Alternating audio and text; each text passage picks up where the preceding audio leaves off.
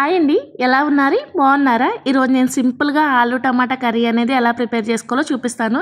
ఈ కర్రీ అయితే వైట్ రైస్లోకి చాలా టేస్ట్గా ఉంటుందండి. ఒకసారి మన రెసిపీ చూస్తూ ట్రై చేసేయండి. ఇక్కడ కర్రీ ప్రిపేర్ చేయడానికి నేను 1/2 kg వరకు ఆలు తీసుకున్నాను. నీట్గా వాష్ చేసుకుని వీటిని అయితే నేను ఉడకపెట్టుకున్నానండి. దానిపైన ఉన్న పొట్టు అనేది తీసేసి పక్కన పెట్టుకుందాం. ఇక్కడ చూడండి, ఈ కర్రీ ప్రిపేర్ చేయడానికి ఈ సైజు ముక్కలుగా కట్ చేసుకోండి. నేను కర్రీ ప్రిపేర్ చేయడానికి ఏమేమి తీసుకోవాలో చూపిస్తాను. ఆలు అయితే చక్కగా ఒలుసుకుని పక్కన పెట్టుకున్నాం కదండి. సో కర్రీ కోసం అయితే ఇక్కడ నేను ఆనియన్స్, పచ్చిమిరపకాయలు, అలానే టమాటా, కొత్తిమీర తీసుకున్నాను. కర్రీ ప్రిపేర్ చేసుకుందాం. మరి స్టవ్ ఆన్ చేసుకుని బాండి పెట్టుకోవాలి.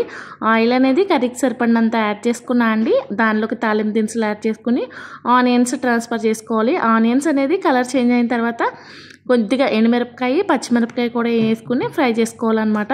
చూడండి, మనకి ఆనియన్స్ అనేది ఈ కలర్లో చేంజ్ అయిన తర్వాత మనం ఆల్రెడీ కట్ చేసి పెట్టుకున్న టమాటా ముక్కలను కూడా బాండీలోకి ట్రాన్స్ఫర్ చేసుకోవాలండి.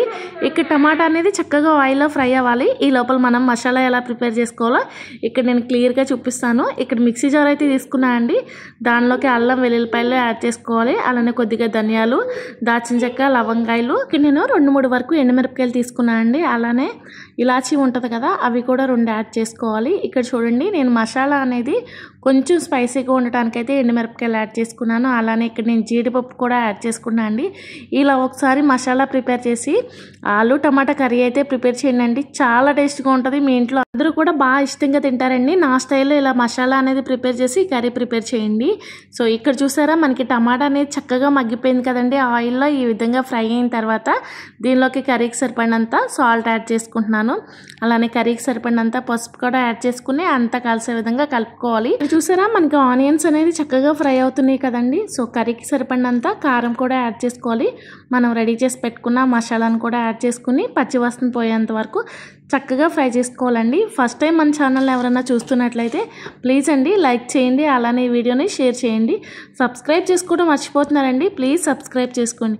ఇక్కడ చూసారా, మసాలా అంతా కూడా చక్కగా మగ్గింది కదా. ఇక్కడ మనం ఆల్రెడీ ఉడకపెట్టుకున్న పొటాటో ఉంది కదండి, బంగాళదుంప ముక్కల్ని బాండీలోకి అయితే ట్రాన్స్ఫర్ చేసుకుని నిదానంగా అంతా కలిసే విధంగా ముక్కలకి మసాలా బాగా పట్టే విధంగా కలుపుకోవాలి.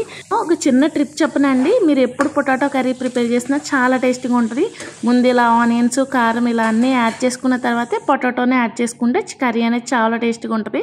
ఇక్కడ నేను అంతా కలిసే విధంగా కలుపుకున్నా. చూడండి, స్టవ్ మీడియంలో పెట్టుకుని దీనిపైన ఇంకా కొత్తిమీర, కరివేపాకు చల్లుకుని మూత పెట్టేసి ఒక 5 minutes ఆర్ 10 minutes కుక్ అవనిచ్చారంటే ఈ మసాలా అనేది చక్కగా పొటాటో ముక్కలు కూడా అబ్జర్వ్ చేసుకుని కర్రీ అయితే చాలా టేస్ట్గా ఉంటుంది.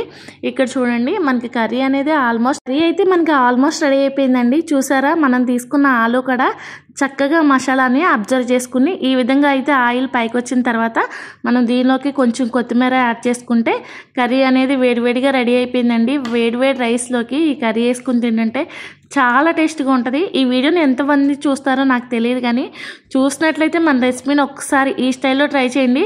చాలా టేస్ట్గా ఉంటుంది. అన్నట్లు ఫస్ట్ టైం చూస్తుంటే ప్లీజ్ అండి మన ఛానల్ అయితే సబ్స్క్రైబ్ చేసుకోండి. ఓకే అండి, బాయ్.